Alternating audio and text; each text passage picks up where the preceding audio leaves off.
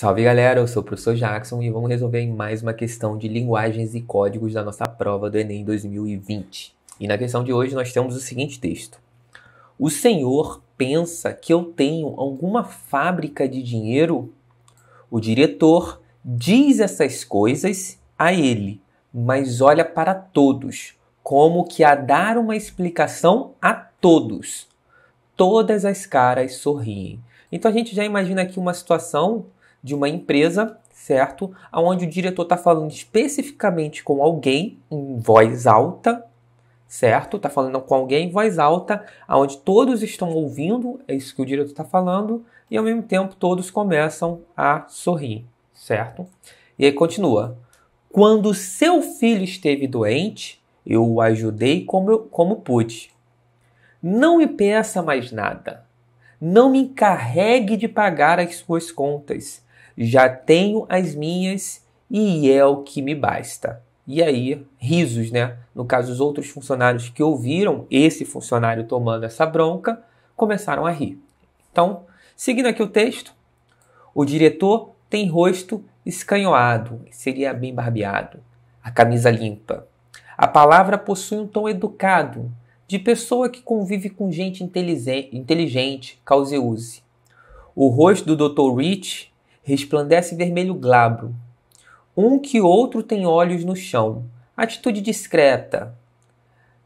Naziazeno espera que ele lhe dê as costas. Vá reatar a palestra interrompida, aquelas observações sobre a questão social, consumismo e integralismo. Bem, basicamente é um texto, é um trecho do livro Os Ratos, ok? E vamos logo para a questão. A ficção modernista explorou tipos humanos em situações de conflito social. De fato, a gente tem um conflito aqui, que basicamente é aqui o primeiro parágrafo, tá? Que é o diretor e o funcionário, tá? Ele está tendo um conflito social. No fragmento do romancista gaúcho, esse conflito revela, ou seja, o que esse conflito, esse trecho aqui, onde aparentemente temos uma discussão, não chega a ser uma discussão, né? Basicamente uma bronca de um diretor sobre um funcionário. No fragmento do romancista gaúcho, esse conflito revela a letra A, sujeição moral amplificada pela pobreza. E esse é o nosso gabarito, tá? O gabarito é a letra A. Mas vamos entender o porquê as outras letras estarem erradas. Bem, crise econômica em expansão nas cidades. Tem que ter muito cuidado quando a gente está fazendo questões do Enem. Tem questões que parece até estar certa, mas ela está generalizando. E quando você tem que responder de acordo com o texto, você tem que ver se o texto está generalizando. Pode estar tendo uma crise econômica, onde tanto o diretor que diz ter contas para pagar, quanto os funcionários, pode, mas o texto não disse que está todo mundo com problemas financeiros. E aqui está dizendo que crise econômica em expansão nas cidades. Ou seja, está todo mundo com problema. Isso o texto não está afirmando, tá? A letra B está generalizando e o texto apenas mostra o conflito entre duas pessoas, o diretor e um funcionário, tá? Então a letra B, o erro dela é generalizar e o texto não generaliza. Pode ter esse problema? A gente não sabe, o texto não fala sobre. Então vamos lá. Falta de diálogo entre patrões e empregados. Olha só, vamos ler de novo aqui a pergunta. No fragmento do romancista gaúcho, esse conflito revela a falta de diálogo entre patrões e empregados? Não é falta de diálogo. Um exemplo que seria falta de diálogo é se algo acontecesse por questões de falta de informação entre eles. Aqui existe um diálogo, tá? E ainda assim, note, o diálogo existe. Não está tendo uma falta, o diálogo ele existe. Mas a grosseria do diretor, de certa forma, né, que ainda fala em tom alto para todos ouvirem, ele poderia falar, olha, talvez essa pessoa está pedindo um aumento e o diretor, você acha que tem fábrica de dinheiro? Não, o diretor poderia falar, a gente não está em condição de dar um aumento agora, fala baixo, é só entre ele e o funcionário, não, mas tem o diálogo, só que o patrão, o diretor, ele é grosseiro, tá? Não existe a falta de diálogo, tem o diálogo. O problema é a grosseria do patrão. E aí vem aqui, ó, a perspicácia marcada pela formação intelectual. Não.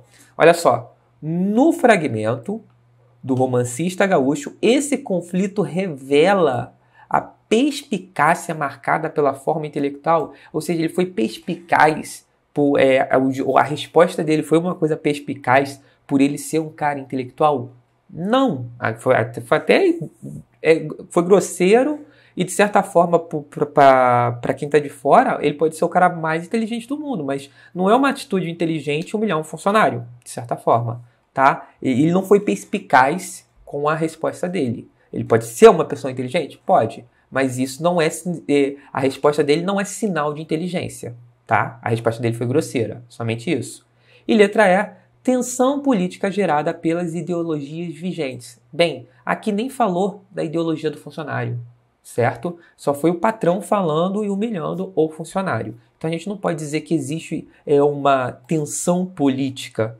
Certo? Não falou-se sobre política e muito menos sobre ideologias vigentes, certo? Somente o patrão humilhando o funcionário. Vamos voltar na letra A, que é a nossa resposta. Sujeição moral amplificada pela pobreza. Então, o que a gente tem aqui? A gente tem um diretor que tem o poder aquisitivo, que teoricamente é a pessoa que melhor recebe. Talvez ele seja funcionário, mas ele é um funcionário acima dos outros, né? E ele fala o seguinte, ó, quando seu filho esteve doente, eu te ajudei como pude, não me peça mais nada. Só que ele poderia ter dito isso somente para um funcionário. Chegar e falar, ó, cara, quando seu filho teve problema, eu fiz o que pude, mas agora não dá mais não. Ele poderia ter limitado a conversa somente a 2, mas ele quis mostrar poder.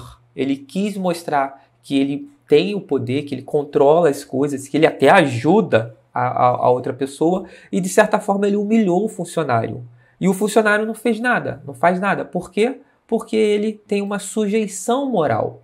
O funcionário ele fica sujeito, por isso que tem essa coisa do assédio moral dentro de empresas, onde grandes diretores, líderes de grandes empresas, eles assediam moralmente os funcionários, humilham os funcionários, e os funcionários acabam vivendo naquilo, não pedem demissão porque eles precisam do emprego. Então é exatamente isso que está acontecendo dentro desse texto. Note que aparentemente não é a primeira vez que o funcionário recorre ao diretor, porque ele deixa claro que anteriormente, quando seu filho esteve doente, eu ajudei como pude. Ou seja, o funcionário já veio outra vez e provavelmente ele deve ser uma coisa meio constante, porque provavelmente esse funcionário está precisando e ele se sujeita moralmente a ser humilhado, porque de certa forma ele precisa do emprego. Então por isso que o nosso gabarito é a letra A. Tá bom? Espero ter ajudado vocês. Já dá pra gente marcar aqui, ó, mais uma questão concluída. Com isso, falta somente uma questão para a gente terminar a prova do Enem. Cadê a questão? Falta essa questão aqui. Eu sou viúvo e tenho um filho. Para a gente terminar o nosso Enem 2020, a parte de linguagens e códigos, ok? E a gente se vê no próximo vídeo. Valeu!